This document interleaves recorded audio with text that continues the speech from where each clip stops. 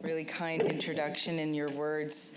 It's always a pleasure to be able to speak in front of such distinguished guests and people who are professionals and those who are growing in your craft and in your skill. Thank you to the CASA Foundation for organizing this event and inviting me to the Friends of Africa Economic Summit. I truly am delighted to be here. Ontario is fortunate to be home to such a large African diaspora. The hard work and economic know-how of new Canadians from Africa enhance our province and help build strong communities. As Ontario's Associate Minister of Women's Social and Economic Opportunities, it's my privilege to work every day to support women across our province. And, you know, my ministry has a long name, Social and Economic Opportunities, but it's better than what it used to be. It used to be called Women's Issues.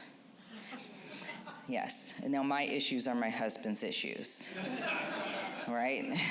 They're issues that we all experience. So we had to change it, because if we're going to empower women, we need to make sure women have the support socially and economically so that their futures are strong and bright. In my role, it's also an honor to be able to work with so many leaders and trailblazers, and I know you'll have the Honorable Dr. Jean Augustine. These are people who have helped shoulder me and help make sure that we are inspiring our future leaders to become leaders in politics. As a Black woman and a voice at the table with Premier Ford and our colleagues in this government, we're here to ensure that Black women and girls in Ontario have every opportunity to succeed. Indeed, our government is committed to empowering all women, and that's why we're here. Women contribute to every aspect of our society. Women are leaders in academia, in politics, in sports. Women are teachers, scientists, tradespeople, and frontline workers who work hard every single day to keep Ontario strong, safe, healthy, and prosperous. Women are our mothers, and our wives, and our sisters, and our daughters. And they are our role models who show future generation of girls how they can be anything they want to be. Now, I have 5 children. I have 3 daughters, 2 sons. My sons are my bookends. But I want to make sure that we're creating an Ontario that sees that my daughters have the same opportunities as my sons. And I'm sure many of you feel the same way. Yet despite the progress that we've been making, it remains a fact that women and girls in Ontario can still face barriers to achieving their full potential. For example, women represent half of Ontario's workforce, but women are more likely to be employed in part-time or minimum wage positions. Approximately 1/4 of all women work part-time jobs, which is nearly double the proportion of men. And women represent almost 60% of Ontario's minimum wage workers. Women are underrepresented in higher paying sectors, like the skilled trades and STEM, and higher paying roles like management positions. These statistics are even more pronounced for Indigenous, Black, racialized, and immigrant women, as well as women living with disabilities, and women who are 2S LGBTQIA+ individuals. Now, these disparities hurts us. It hurts individuals, it hurts our families, it hurts our communities, and our province at large. And I often ask, when it comes to business owners, what is your greatest commodity? What is the most important thing to your business when it grows? It's the people that you employ. That's why we have to have healthy people. And when I worked frontline in children's mental health organizations, I often saw many women coming back into organizations, into the doors, seeking help and support because they were often stuck in low-paid, precarious job situations, or because they've been financially abused by their partners, accumulated so much debt. These are the barriers that keep women in poverty and that keep women going back to abusive relationship because they cannot afford to stay away and take care of their families and themselves. That's why I often say that when women are financially independent, women are safer. Now, our government is working with fantastic community partners and is determined to achieve a level playing field of career opportunity and advancement for women, all women in Ontario. Now, imagine a society where both men and women begin life's race from the same starting line. Imagine what world we would have right now. That's our goal. And that's why we continue to invest in programs that help women find meaningful employment to support themselves and their families and to advance their careers. This work includes supporting Black women entrepreneurs by ensuring that women have tools and the support they need to grow and to succeed.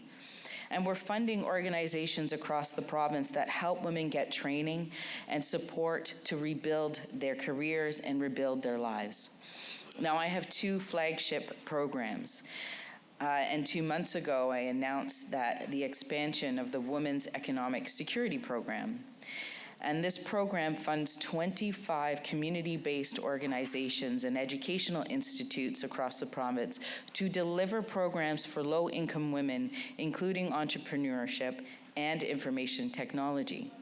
And the second program that my ministry funds is the Investing in Women's Futures program. And it funds 33 organizations across the province to help women gain economic security. These programs are helping women fleeing violence, helping women who are experiencing major life changes like divorce or the death of a spouse. These programs are helping and have helped so far over 10,000 women get the support and the empowerment to rebuild their lives. And I am so proud of the accomplishments. But what about the queens of the side hustle? Because, that's what women are, right? We're the queens of the side hustle. We have our full-time gig. We always have something else going on the side, right?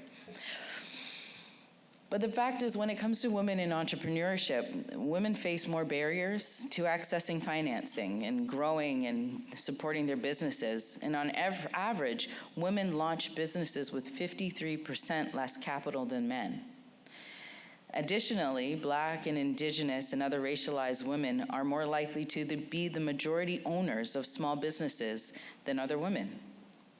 And just over 22% of entrepreneurs in Ontario are women, with the highest percentage in the country. These women embody the spirit, the Ontario spirit. Women are so strong when it comes to the determination to build a business. And they are taking a chance at building a better future for themselves and for their families. And I'm proud that Ontario is leading in this space. It's good, but hey, we could always can be better, right? So that's why we've started the RAISE grant. And that RAISE grant supports and targets Indigenous, Black, and racialized entrepreneurs to start or grow their business under the Racialized Indigenous Supports for Entrepreneurs grant. And we're also supporting entrepreneurs through a province-wide network of regional innovation centers and small business enterprise centers. I think we have about 50 of these locations across the province, so that even more women are empowered to create jobs for themselves and their communities. Now, small and medium-sized business entrepreneurs and enterprises are the backbone of Canada's economy. Because get this, SMEs account for almost 90% of private sector employment. 90%. You think about the big companies and think that they're employing a lot of people, but no, 90% of SMEs, which is many of you in this room, are responsible for employing many men and women in our province. And that's why our government is committed to making Ontario the best place in Canada to start and grow business. We've secured over $44 billion in the electric vehicle sector when it comes to making sure our province is supporting businesses. We haven't raised taxes in Ontario. We've lowered the gas tax by 10% for fuel. Even though we see the carbon tax keeps going up, we are trying our best to keep it a little bit. And where Volkswagen has secured an investment, that's 16 million square foot of a plant that they're building there. And I often think about Brampton. Brampton is the city that has Chrysler, now called Stellantis. When Chrysler started and grew their plant there wasn't that much in Brampton. But this whole ecosystem around the car economy grew. Now 20,000 spin-off jobs are in Brampton because of Stellantis. Think about what's going to happen in where the Honda plant is going, where Volkswagen is going. Think about the growth in those communities and the people that will be relying on services in those communities. Who cares if your idea is the same as somebody else's? Think about where you can go and be that niche for that community. I often tell entrepreneurs, women who are entrepreneurs, and like, oh, but somebody else is doing this idea. I'm like, go down the bread aisle of a grocery store. How many different brands of bread are in that aisle? Okay? There is a slice of pie for everybody. So grow your ideas. And that's why I'm glad Futurepreneur is here, because we support Futurepreneur, as well as the Innovation Center, Start a Company Plus, and that we are equipping entrepreneurs with the tools they need for training and supports. Even events like this help strengthen our SME community. So helping women to participate in the workforce and helping them become entrepreneurs, innovators, helps them support themselves and again, achieve financial independence.